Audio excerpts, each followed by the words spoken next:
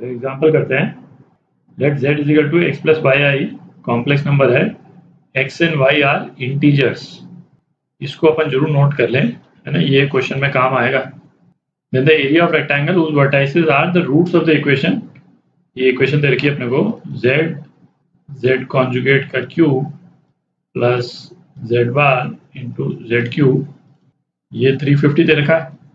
तो इसमें अपन z बार common ले लें तो क्या आ जाता है, z bar square plus z square, ये 350 के बराबर।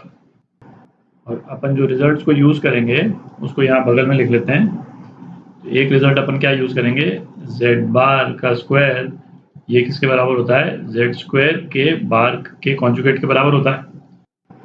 और ऐसा क्यों है, क्योंकि भाई ये तो अपने को मालूम ही है, z1 z2 का conjugate z1 conjugate into z2 conjugate के बराबर होता है। अच्छा, z1 z2 यदि बराबर हो गए, यदि सेम हो गए, z बोल दें उनको, ये क्या हो गया, z स्क्वायर उसका कॉन्जुगेट, ये किसके बराबर हो गया, z conjugate into z conjugate, ठीक। और जो किसके बराबर हो गया, z कॉन्जुगेट के स्क्वायर के बराबर हो गया ना। सेम रिलेशन जो अभी अपन ने यहाँ पे लिखी, तो इसको अपन क्या लिख सकते हैं, z इंटू जेड कॉन्जुगेट, और ये हो गया z स्क्वायर का कॉन्जुगेट प्लस z स्क्वायर, ठीक। और ये कितना, 350 के बराबर। अच्छा, z अपने को क्या दे रखा है, x प्लस वाई आई, तो z बार क्या हो जाएगा, z बार, है ना, ये तो क्लियर ही है, X square plus Y square के बराबर हो जाएगा। अच्छा, अब ये ब्रैकेट वाली टर्म निकालते हैं। z स्क्वायर जो है वो क्या हो जाएगा, X square minus Y square plus 2xy, ठीक है। और इसका कॉन्जुगेट जो है वो क्या हो जाएगा, X square minus Y square minus 2xy। इस ब्रैकेट में दोनों को ऐड किया हुआ है, तो ये वाली टर्म्स तो जो है कैंसिल आउट हो जाएगी, ये इमेजिनरी टर्म्स जो है वो कैंसिल आउट हो जाएंगी।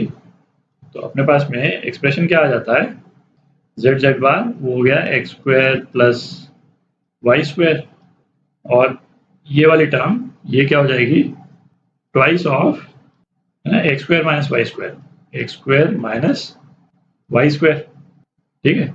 और ये कितने के बराबर दे रखा है, ये 350 के बराबर दे रखा है। तो ये क्या हो गया, X square plus Y square into X minus Y square, X square minus Y square, ये 175 के बराबर हो गया, ठीक है। अब थोड़ी जगह कर लेते हैं, तो ये एक्सप्रेशन आ गया, है ना। इस पूरे एनालिसिस में अपने पास में केवल यही एक एक्सप्रेशन आ रहा है, ठीक है। एक्स और वाई के बीच में और कोई रिलेशन अपने पास में अवेलेबल नहीं है।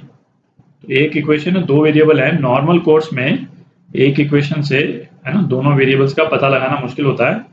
तो इसीलिए मैंने कहा था शुरू में, है ना, इस पॉइंट को नोट करना जरूरी है ना। बड़े अच्छे से इस क्वेश्चन में इसको प्रेजेंट किया है कि X and Y are integers. तो अब देखें इसका इम्प्लीकेशन क्या हो गया कि ये, यदि ये दोनों के दोनों इंटीजर्स हैं मतलब फ्रैक्शंस नहीं है, ठीक है, तो इसका इम्प्लीकेशन क्या हो गया कि X square plus Y square, ये भी क्या होगा, ये भी इंटीजर ही होगा, है, ये मस्ट है, एक्स और वाई दोनों इंटीजर्स है। और X square minus Y square भी, ये भी इंटीजर ही होगा, ठीक है, फ्रैक्शन हो नहीं सकता क्योंकि एक्स और वाई दोनों के दोनों इंटीजर है, ये तो क्लियर है। तो इसका इम्प्लीकेशन क्या हो गया कि ये 175 जो आ रहा है अपने पास में, दो इंटीजर्स के प्रोडक्ट से आ रहा है, ठीक है। तो हमको वो दो इंटीजर्स गैस करने हैं जिसके प्रोडक्ट से हमको 175 आ जाए। तो ये जो राइट हैंड साइड वाली जो टर्म है 175, इसको यदि हम फैक्टराइज कर दें तो क्या आ जाता है अपने पास, 5 इंटू 5 इंटू 7, ये आ जाता है, ठीक है। तो इस नंबर को दो इंटीजर्स के प्रोडक्ट के रूप में अपन दो तरह से लिख सकते हैं। एक तो क्या हो गया, एक ऑप्शन हो गया 25 इंटू 7, और दूसरा ऑप्शन क्या हो गया 35 इंटू 5, ठीक है। दूसरा ऑप्शन मैं यहाँ लिख रहा हूँ 35 इंटू 5। यदि इस वाले ऑप्शन को यदि अपन लेकर के चलते हैं, इस वाले ऑप्शन को, तो अपने पास में क्या रिजल्ट आ गया कि X square plus Y square, ये किसके बराबर है, 25 के बराबर, और X square minus Y square, ये किसके बराबर, 7 के बराबर, ठीक है। तो 2x स्क्वायर, ये कितना हो गया 32, तो x हो गया 16, तो एक्स स्क्वायर हो गया 16, तो एक्स कितना हो गया +-4 हो गया, ठीक है। और y की वैल्यूज है ना, कोरस्पॉन्डिंग वैल्यूज y की क्या आ जाती हैं +-3, है ना, ये वैल्यूज आ जाती हैं, दोनों इंटीजर वैल्यूज हैं। अब इसी तरह से यदि 35 इंटू 5 यदि लेते हैं, ठीक है, इसको ब्रेकअप करके, तो आप देखेंगे जैसे 2x स्क्वायर कितना आ जाएगा 40 आ जाएगा, है ना, तो x स्क्वायर 20 आ जाएगा। तो क्लियर है कि x की इंटीजर वैल्यू नहीं आएगी, ठीक है। इस वाले ऑप्शन को यदि हम लेते हैं तो इसमें x की इंटीजर वैल्यू नहीं आती है, तो इस ऑप्शन को हम रूल आउट कर देते हैं, ठीक है। तो थोड़ी जगह बनाते हैं।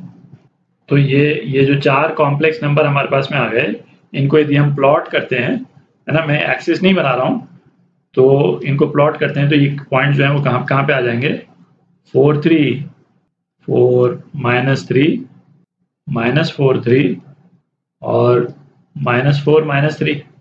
ये रेक्टेंगल दिख रहा है आपको, है ना, ये रेक्टेंगल बन गया। अब रेक्टेंगल की जो ये वाली साइड है ये कितनी है 8 यूनिट्स, और जो रेक्टेंगल की जो विड्थ है वो कितनी है 6 यूनिट्स, दिख रहा है। तो इसका जो एरिया है, हमसे क्या पूछा है, एरिया ऑफ द रेक्टेंगल, तो इसका एरिया जो है वो क्या हो जाएगा 8 × 6 48, ठीक। तो ये आपका आंसर 48 ए पार्ट।